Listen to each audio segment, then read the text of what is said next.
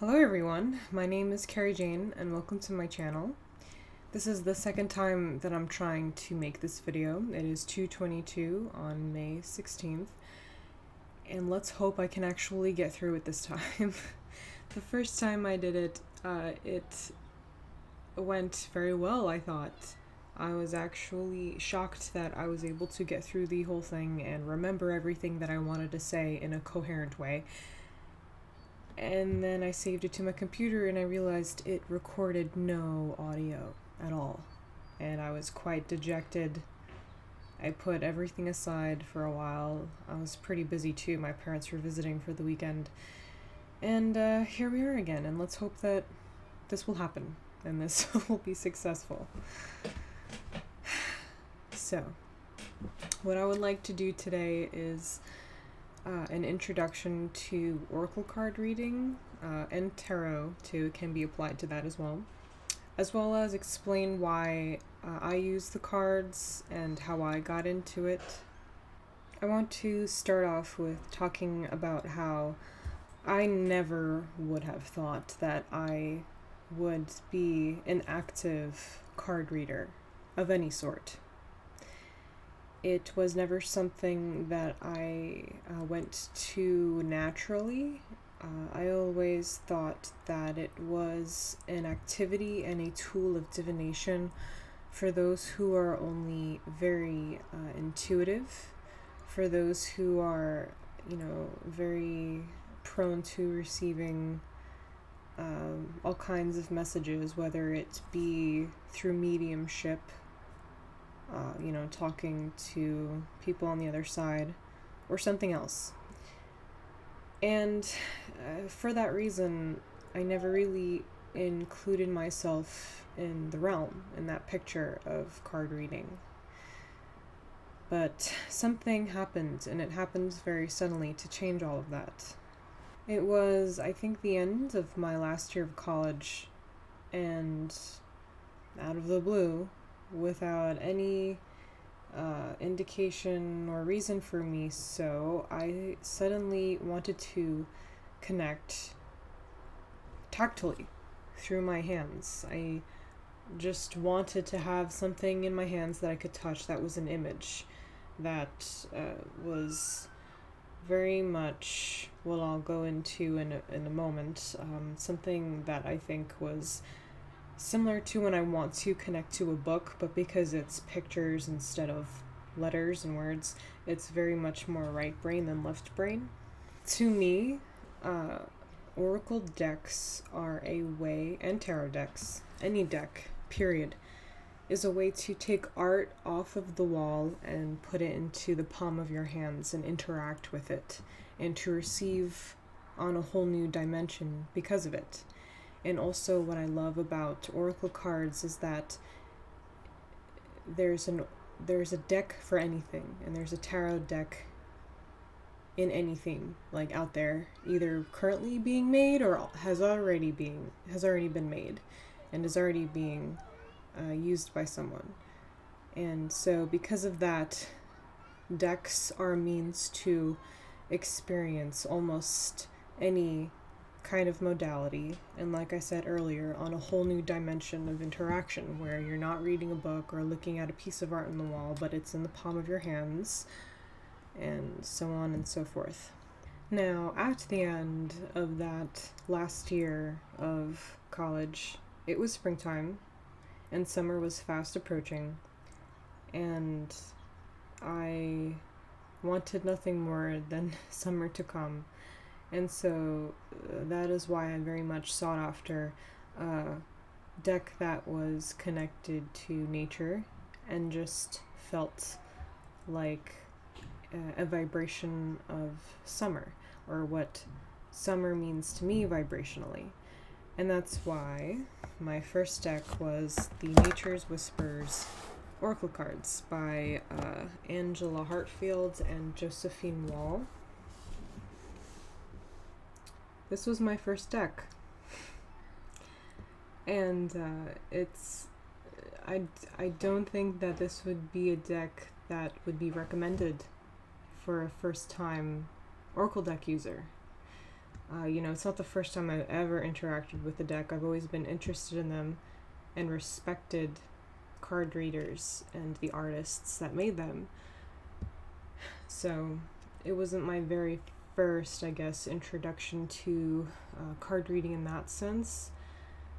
But I just want to make that very clear right now, is that if you're thinking about starting card reading, you should really start with a deck that feels right to you. Don't try to over intellectualize it. Don't overthink it. Like, it's not going to be a matter of a list of things that you need to satisfy in order to be successful at something like this. It's not like that at all. So really choose what feels right to you.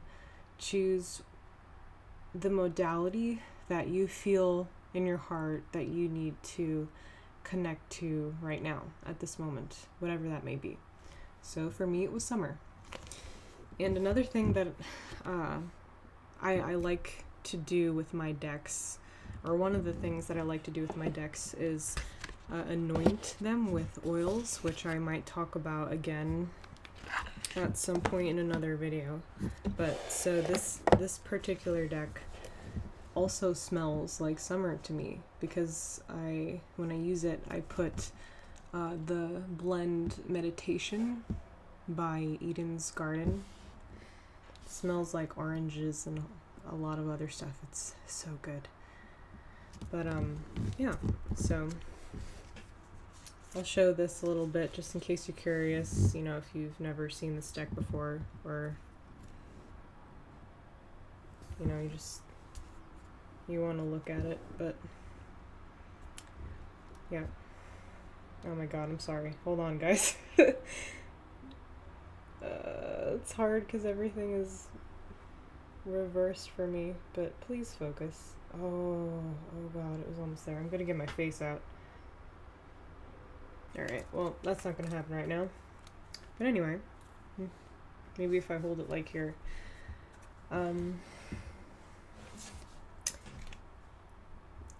Yeah, I think that because I chose a deck that I felt that I wanted to connect to and what felt right to me, because of that, I had a much better experience with it. It wasn't something that I made about studying. It wasn't like I said before, a left brain sort of process. It was very much if you're gonna get into a space where you need to be receptive, and you need to maybe nod over intellectualize everything like I do, or worry, or worry about doing something right specifically. If you want to get into a space that is good for card reading, it just makes sense to me to get something that you want to get and want to connect to, rather than something that you think you should get. So let me go through this a little bit more. I'll just do a couple more. They're so beautiful. It's stunning deck. The store I work at sells these, and I always recommend it to people because the artwork is just amazing, and yeah, perfect setting. So there's that deck. And let's see, what else did I want to go into? And then something interesting happens when you just begin with the intention, whether it be, I'm going to, buy a deck now, or I just started using these decks. It's like the universe gets a little bit excited that you want to receive, whatever it may be. And that's why it's so important to get into a space where you're going to be receiving things that not necessarily you want to receive, but you need to hear, you need to receive. And that's going to happen most of the time. I pull cards all the time, and I don't understand why I'm getting them, but they come over and over and over again, and they won't stop coming up over and over and over again until I finally actually sat down with it and tried to kind of investigate why it keeps coming up. It means that I have not figured out why that's appearing to me yet. Also, this is happening in such a bad order, but if you were like me and you were a little bit insecure about starting card reading because you didn't think that you were receptive or intuitive enough, the thing is that you shouldn't have to you don't have to worry that much about it, because literally anyone can pull the right card. Like the law of attraction is present 24/7. It doesn't just turn on and off. That's why it works. That's why you happen to pull the right card, okay?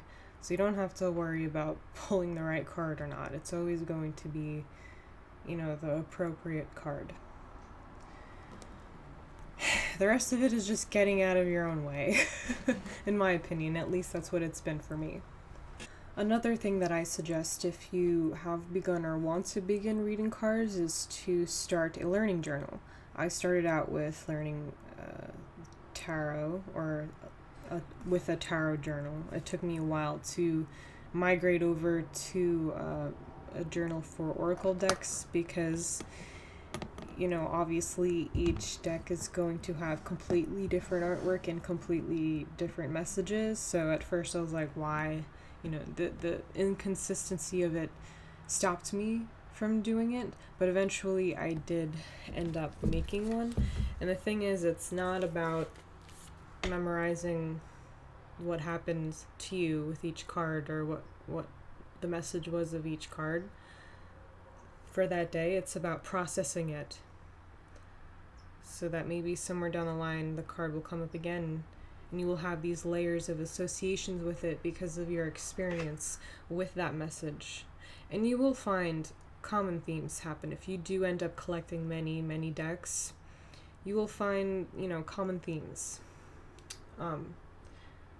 Although I think it takes quite a while for that to happen, because you just there's so many different kinds of decks. I have here two different kinds of nature decks. I have a crystal oracle card deck here. I've got like sacred geometry, spirit messages. There's angel cards. There's so many things. I saw a deck on food one day. Like, you could pull a card that has pizza on it. Like, it's quite dynamic and diverse. You won't ever be bored.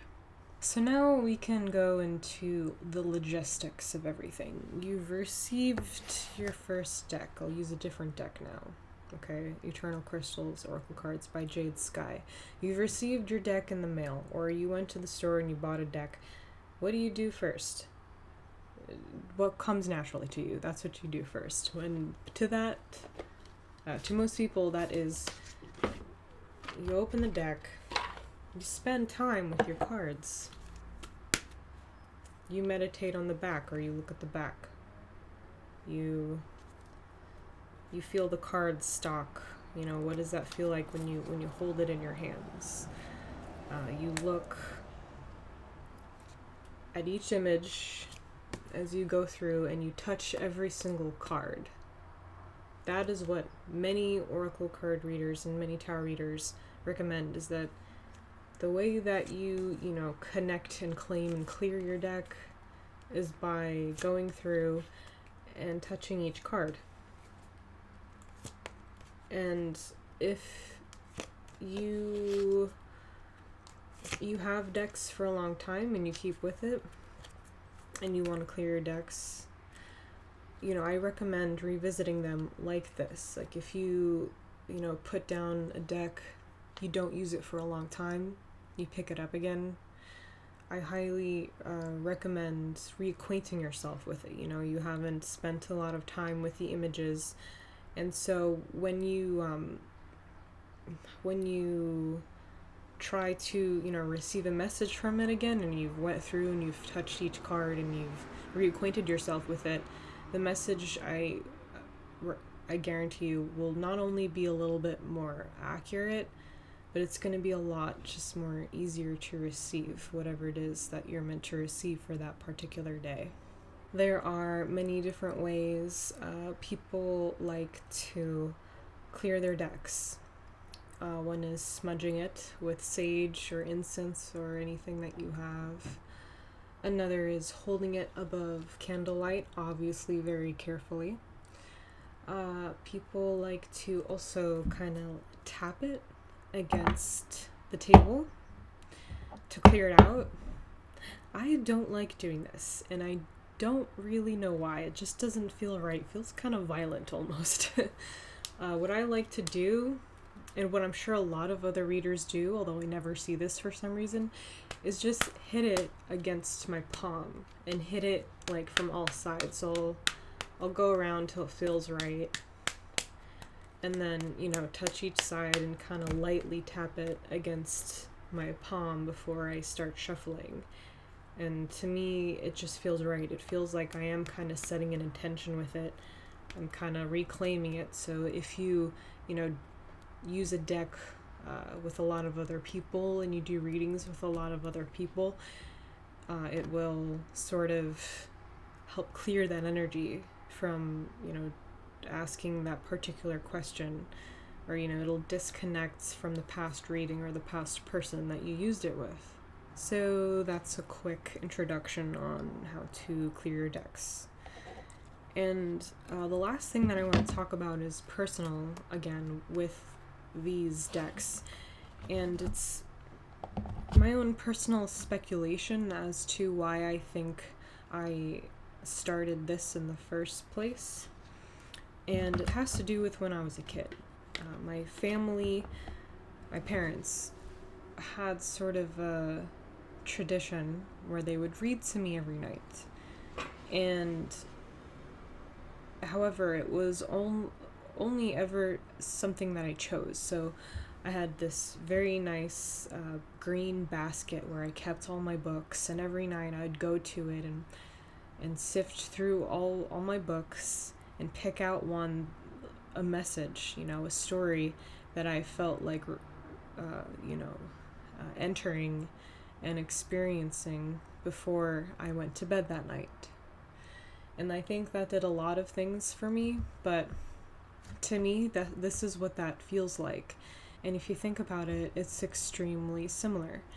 I've got my own little collection of decks here, and they're not books. They have pictures, like you would in a children's picture book. And, either in the morning or in the middle of the day or night or whenever, you like to pull cards, you go to your sacred space, you pick out something that feels right to you, out of your collection of decks. You sit down with it and you interact with it. You very much journey through it. That being said, it's very much like story time as well. It's very much not just, this is a lesson that I want to receive, or, a message I want to receive, but I want to be taken through this experience. And that's very much what card reading means to me.